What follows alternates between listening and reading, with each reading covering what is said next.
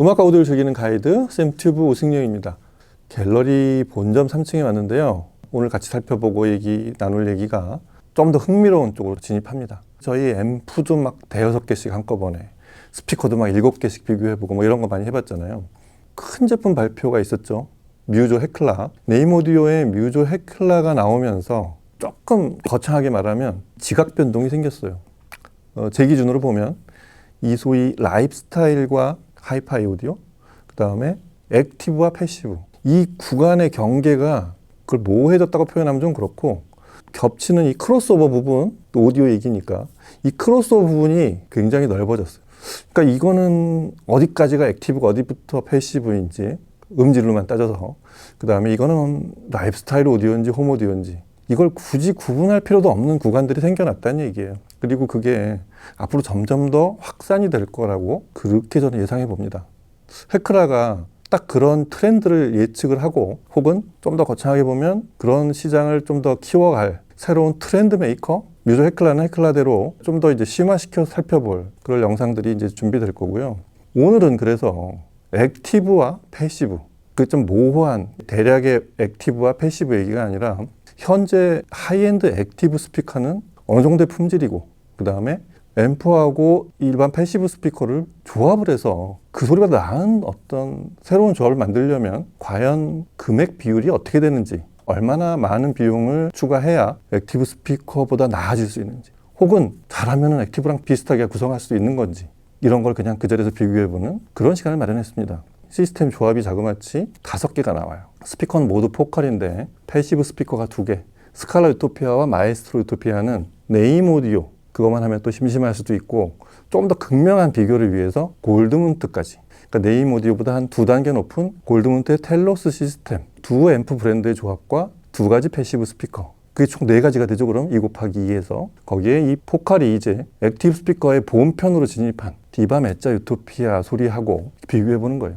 저희가 그냥 디바 메짜 유토피아 한 2번 정도 다뤘지만, 캘리브레이션으로 좀 더 완벽하게 다가선 그런 테스트도 다 해보면 영상에 담아봤지만, 패시브랑 비교하면 소리가 과연 어느 정도의 소리인지 그걸 한번 확인해보는 그런 시간입니다. 자, 오늘은 제품을 이렇게 자세하게 설명할 시간은 아니고 그 각각이 어떻게 들리는지, 그게 오늘 주로 이 영상을 보시는 분들한테 이해시키고 같이 공유해드릴 내용이라서 음악을 듣는 게 되게 중요합니다. 일단 음악을 들어보면서 이 패시브, 액티브, 서로 등급이 다른 패시브의 조합들, 이 시스템 소리를 먼저 들어보고 나서 제가 이거를 간단하게 요약을 해드릴게요. 근데 제가 해드리는 요약 외에도 지금 이 소리를 들으시면서 패시브, 액티브하고는 이런 등급의 차이, 그 다음에 브랜드에 따른 이런 소리의 차이, 이런 게 있구나를 직접 한번 먼저 체험을 해보시고, 그러고서 같이 얘기를 나눠보도록 하겠습니다. 음악은 일단 액티브인 디바 메짜 유토피아, 일체형인 디바 메짜 유토피아를 먼저 들어보고, 그 다음에 패시브 두 조합, 스칼라 유토피아와 마에스트로 유토피아, 이 순서대로 들어보는데, 스칼라 유토피아와 마에스트로 유토피아 각각은 네임 오디오의 클래식 300 시리즈로 한번, 골드문트의 텔로스 1800과 미메시스 레퍼런스 시스템 조합, 등급 차이도 꽤 있죠. 요 두 앰프 조합으로 2 스피커를 각각 들어보는, 그러니까 총 5번, 2개의 음악을 총 5가지 버전으로 들어보도록 하겠습니다. 자, 음악 들어보시죠.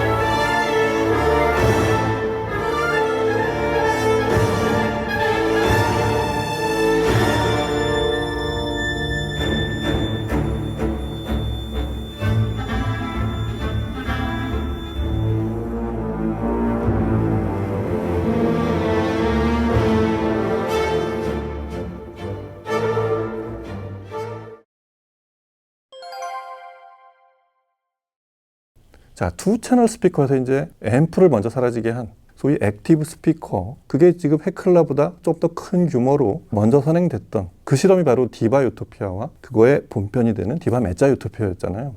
그래서 액티브 스피커를 기존에 굉장히 이게 고정관념이, 그거는 액티브라는 건 고급 제품이나 집에서 음악을 아주 하이엔드적으로 듣는 그런 방식이 아니고 스튜디오나 혹은 편의적으로 간소화시켜서 들어야 되는, 그렇게 모니터를 해야 되는 시스템에 쓰던 게, 그게 프로 오디오에서의 액티브였다는 그런 선입관 때문에 일반 오디오 파일들은 그런 액티브 시스템이 기술적으로 홈 오디오에서 쓰는 그런 수준을 이미 넘어섰음에도 불구하고 어떤 선입관이 가로막고 있어서 그런 제품들이 출현한 줄도 의식을 못했고, 여전히 좋은 오디오는 앰프가 따로 있는 거야, 이런 의식이 아직도 굉장히 강해서, 물론 오늘도 이제 그 실험을 하고 있지만, 물론 앰프가 분리된 시스템이 더 고급 시스템인 건 맞죠. 근데 그걸 제대로 구사하려면 사용자의 의식과 이런 스킬도 굉장히 고급이어야 된다는 그런 얘기를 같이 알려드리고 있는 거고, 액티브 시스템은 그런 다양한 사용자들의 서로 다른 그런 라이프 스타일을 꿰뚫고서 이렇게 사용하고 싶은 분들은 한마디로 앰프가 내장된 이런 스피커를 편하게 써라, 거기까지 올라가 있다는 얘기입니다. 여하튼 지금도 들어보셨지만 디바 메자 유토피아의 그 액티브 시스템과 다른 두 포컬 스피커, 스칼라 유토피아와 마에스트로 유토피아를 각각 두 등급, 그것도 하나의 앰프가 아니라 네임 클래식 시리즈와 골드문트 텔러 시스템, 이 두 등급, 차이도 많이 나는 두 등급의 앰프로 각각 드라이브를 해보면서 패시브 스피커와 앰프의 조합은 액티브하고 등급이 다른, 격이 다른 그런 의미를 가지려면 얼만큼을 투자를 해야 되는지, 이런 걸 아주 선명하게 보여드리는 그런 얘기를 음악을 같이 들어보면서 바로 확인을 하고 있는 그런 시간입니다. 먼저 디바 메자 유토피아의 소리는 몇 번 리뷰도 했었고 지금 들어보신 대로 그 자체로 완벽합니다. 그냥 제가 완벽하다고 표현하는 건 각 대역의 밸런스가 그렇고, 이 제품의 용도를 극한까지 가져가기 위해서 소위 AI 기능이 있어요. 공간이 바뀌면 그 공간에 맞는 잔향, 레조넌스를 스스로 체크를 해서 거기에 맞는 최적의 밸런스를 갖추게, 특히 베이스 소리를 과잉이 되지 않게 만드는 그런 자가 보정 방식, 그런 고급의 룸 코렉션 기능, 그런 DSP를 갖추고 있어서 그래서 쓰기 편하다는 거예요. 그래서 이 정도의 소리를 내려고 스피커와 앰프와 거기 연결하는 각종 케이블, 그리고 그 공간에 맞게 스스로 자리를 배치하고 이러는 거, 이것까지 완벽하게 해내면 그때 비로소 디바 메자 유토피아 같은 이런 광대역의 소리를 내는 이런 스피커에 가까워진다는 거를 디바 메자 유토피아가 아주 선명하게 잘 보여준다는 거. 그리고 또 한 가지 추가하자면 포컬의 소리는 원래 이렇게 나는 거다, 이것까지를 포함하고 있습니다. 그에 비해서 같이 들어본 패시브 스피커 두 개, 일단 스칼라 유토피아는 기본적으로 디바 메자 유토피아를 그대로 패시브로 만들어낸 그런 패시브 스피커입니다. 왜냐하면 디바 메자 유토피아를 만들 때 스칼라 유토피아를 플랫폼으로 했어요. 스칼라 유토피아의 구조나 구성, 이걸 따라가기 위해서 지금 보면 채구도 비슷하잖아요. 키도 거의 똑같고. 그래서 이 둘은 패시브 액티브 관계에 있는, 디자인 컨셉은 서로 다르지만 그런 관계에 있는 두 스피커라고 보시면 되고, 그래서 스칼라 유토피아의 네임 클래식 300을 조합을 하면 이거야말로 디바 메자 유토피아를 앰프와 스피커로 분리한 딱 그 상태가 됩니다. 그래서 이게 좋은 비교가 돼요. 근데 가격이 똑같냐 하면 지금 들어보신 네임 클래식 300 시리즈와 스칼라 유토피아의 조합 가격이 대략 디바 메자 유토피아의 한 2배가 넘어요. 2배 반에서 3배 정도? 소비자 가격 기준으로 그렇습니다. 그렇게 해놓고 보니 비로소 디바 메자 유토피아에서 조금 더 나은 소리, 소리의 틀은 거의 같아요. 네임 앰프로 드라이브한 포컬 시스템. 근데 역시 앰프를 바깥에 꺼내놓고 케이블들을 동원하고 보니까 스테이징이 액티브인 디바 메자 유토피아보다 조금 더 크고 정교해요. 전후관이 그렇고 좌우에서 움직이는 이동의 동작, 이런 것들이 조금 더 정교해져 있는 정도? 그거 이상의 큰 품질 차이는 솔직히 저도 발견하지 못했어요. 그만큼 디바 메자 유토피아의 이 액티브 시스템은 꽤 높은 수준까지를 이 분리형의 한 반대로 말하면 2분의 1, 3분의 1 정도의 가격으로 완성시켜 놓은, 소비자가 굳이 손을 많이 댈 필요가 없게 하는 그런 시스템이라는 얘기가 이 방증이 되고요. 문제는 이 마에스트로 유토피아가 되잖아요. 이게 또 의외의 또 발견이 되는데, 마에스트로 유토피아를 같이 비교한 이유는 똑같은 앰프로 스칼라 유토피아일 때와 한 등급 높은 그런 포컬 시스템으로 들었을 때의 차이를, 패시브 시스템에서 어떤 차이가 있는지를 한번 같이 살펴보려고 한 건데, 제가 이전에 들었던 그런 마에스트로 유토피아하고 결과만 얘기하면 조금 더 좋은 소리, 조금 더 존재감이 있는 마에스트로 유토피아, 스칼라하고 등급 차이가 이전보다 좀 더 많이 느껴지는, 그리고 나아가서 네임 오디오가 아닌 골드문트가 되면 그 편차는 좀 더 커집니다. 그래서 마에스트로 유토피아가 단순히 스칼라 유토피아의 우퍼 하나만 추가한 그런 제품이 아니라는 거. 그렇게 하려면 출시를 하지도 않았겠지만 좀 더 많은 차이들이 보이는 그런 비교가 됐다는 게 또 의외의 발견이라고 할 수 있겠습니다. 그리고 정작 좀 더 큰 발견은 골드문트예요. 골드문트는 이 텔로스 1800 모노블럭, 이 출력이 8옴에서 420W나 되는 거함이죠. 그리고 미메시스 레퍼런스, 최상위 프리앰프죠. 거기에 이제 에이도 스트리머까지. 이 앰프와 스트리머 조합 가격만 해도 5억이 좀 넘어요. 그러니까 이게 좀 너무 과도한 비교 아니냐라고 하실 수 있는데, 네임 앰프와 골드문트 앰프를 비교하는 자리가 아니고 이 지금 한도 내에서 이 패시브 스피커에 앰프를 끝까지 들이대면 어떻게까지 들리냐, 이걸 한번 해보려고 만든 그런 두 가지 조합이라고 그렇게 생각하시면 될 거예요. 그래서 골드문트로 들어보면 뭐 네임 앰프와는 서로 성향도 다르지만 등급 차이가 일단 가격에서도 한 서너 배, 한 5배 정도의 차이가 나는, 소비자 가격 기준으로 그런 등급의 앰프 조합으로 들어보면 스칼라 유토피아와 마에스트로 유토피아는 방금 들었던 네임 앰프에서 이렇게 다르게 들립니다. 들으면서 계속 생각을 했던 건데 이런 느낌이에요. 육상 선수가 양쪽에 10m 거리를 왕복으로 연습할 때 좀 그런 거 하잖아요. 빨리 이렇게 왕복을 해야 돼요. 근데 이쪽을 완벽하게 갔다가 다시 완벽하게 이쪽을 갔다 오는, 그걸 확인하려고 이쪽에 손으로 배를 꾹 누릅니다. 제대로 누르면 완전히 밝게 탁 들어오고, 누르는 그 압력에 따라서 그 등의 밝기가 서로 차이가 나는데 그걸 완벽하게 다 누르고서 왕복을 해야 되는 이런 왕복 육상 선수가 있다고 했을 때, 네임 오디오는 일단 빨라요. 네임 오디오 어떤 장기 중에 하나는 속도가 빠르고, 속도가 빠르다는 거는 원래 들어온 신호를 정확하게 각 대역별로 여유 있게 소리를 낼 수 있다는 얘기죠. 그래서 아주 선명하고 쾌소로 달리는 명쾌한 동작들이 잘 보이는 그런 앰프였다고 했을 때, 골드문트는 좀 아까도 그 선수 잘 뛰었거든요. 골드문트 선수가 입장을 하면 이게 어떻게 바뀌냐면, 전속력으로 달려가서 터치를 했을 때 그 밝기가 훨씬 밝아져요. 그러니까 아까 네임도 최선을 다해서 눌렀지만 끝까지 누른 건 아니었다는 거예요. 골드문트 선수는 그 밝기가 훨씬 선명하고 또렷하게 이 빛깔라짐까지 보이는 듯한 느낌? 그렇게 누르고 다시 달려가는 속도가 네임 오디오보다 더 빠릅니다. 그리고 네임 오디오는 발동작도 힘차 보이고 근육이 이렇게 역동적으로 움직이는 느낌까지도 잘 보였는데, 골드문트 텔로스 1800 시스템에서의 동작은 근육은 물론이고 발끝의 동작까지가 낱낱이 보이는 느낌? 그렇게 빨리 움직이면서 선명하게 보이면 역동성은 좀 떨어지거든요. 근데 골드문트가 텔로 시스템이 되면서부터는 그 역동성도 대단히 뛰어나요. 역동성도 오히려 네임을 능가하는 그런 시스템이 되어 있습니다. 그래서 빨리 움직이면서도 근육이 더 다부진 선수, 덩치는 더 큰데 더 빨리 뛰는 이런 새로운 선수가 등장했다고 보시면, 대략 제가 음악 두 곡을 비교해 보면서 느낀 네임클레이 300과 골드문트 1800 시리즈의 그런 차이였다고 생각이 됩니다. 그래서 스칼라이트 때도 이런 특성들이 잘 보였지만 마에스트로 유토피아가 되니까 그보다 훨씬 많은 것들이 더 보이기 시작합니다. 그래서 음악 얘기로 다시 돌아오면, 음악적으로 아주 미세한 그런 작은 신호와 큰 신호, 소위 다이나믹 레인지가 좀 더 커져 있고, 다이나믹 레인지가 증가하면서 생기는 다양한 표정들, 음을 표현하려는 악기 주자들의 다양한 표현들이 좀 더 선명하게 보이고, 말러 교향곡에서 이 징을 치거나 이럴 때 좀 더 큰 힘으로 연타를 하는 그런 소리들, 이런 것들이 조금도 아니고 많이 늘어나 있는 느낌입니다. 앰프 시스템 가격이 5배가 되니까, 여하튼 두 앰프를 비교하는 게 아니고 이 스피커에 들이댈 수 있는 앰프를 끝까지 갔을 때는 이 스피커는 어디까지 반응을 할 거냐, 그런 걸 보여드리려고 조합한 그런 앰프 시스템을 확인하려고 보여드린 거고요. 여하튼 그걸 종합해보면 액티브 시스템과 그 액티브 시스템을 앰프와 스피커로 분리한 그런 거의 동격인 시스템 하나, 그 다음에 그보다 스피커를 늘리고 앰프의 등급을 한 2~3배 등급을 올린 그런 조합을 섞어서 패시브의 끝과 액티브의 완성도가 어디까지인지를 선명하게 한번 같이 낱낱이 비교해 볼 수 있는 그런 시간이었다고 생각이 됩니다.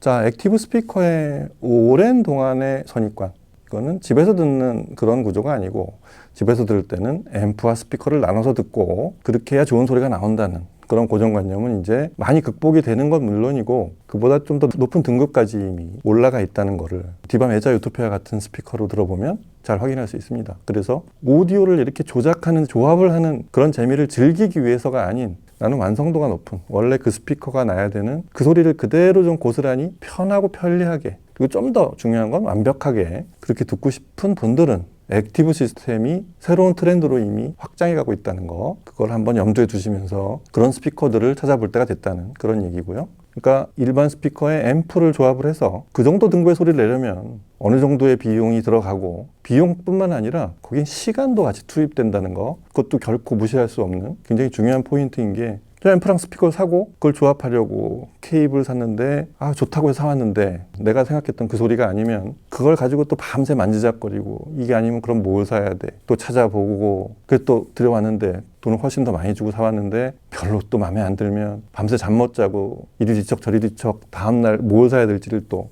일보다 그걸 먼저 생각하다가 밤을 새고 이런 날들이 지나가면서 어느 날 그걸 찾아내는 사실 이 과정, 이런 시간과 비용을 합산한 그런 과정을 즐길 수 있으면 그러면 패시브로 가는 게, 패시브와 앰프 조합으로 가는 게 훨씬 가치는 높습니다. 액티브보다 좀 더 많은 걸 구현할 수 있으니까. 다만 그런 비용과 시간에 대해서는 각오를 하시고 접근을 하라는 그런 얘기고요. 그래서 그런 두 가지, 그런 액티브와 패시브에 대한 어떤 기준 같은 거를 이제는 직접 부딪혀 가면서 좀 더 내가 원하는 소리, 내가 원하는 브랜드 제품들을 찾아갈 때 이제는 액티브 스피커도 내가 원래 찾던 그런 답이 될 수 있다는 걸 그걸 전제로 생각하시면서 그렇게 접근하시라는 얘기입니다.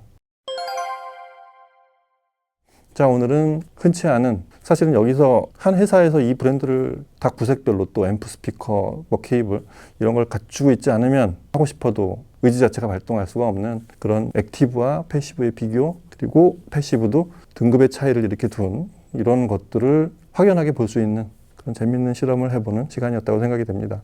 이런 테마는 액티브는 액티브대로 또 패시브는 패시브대로 나중에 좀 더 심화시켜 보면서 다시 또 모여가지고 좀 더 큰 반경으로 비교를 해보는 그런 기획도 한번 준비해 보도록 하겠습니다. 자, 오늘 여기서 마치고 다음 시간에 또 뵙겠습니다. 감사합니다.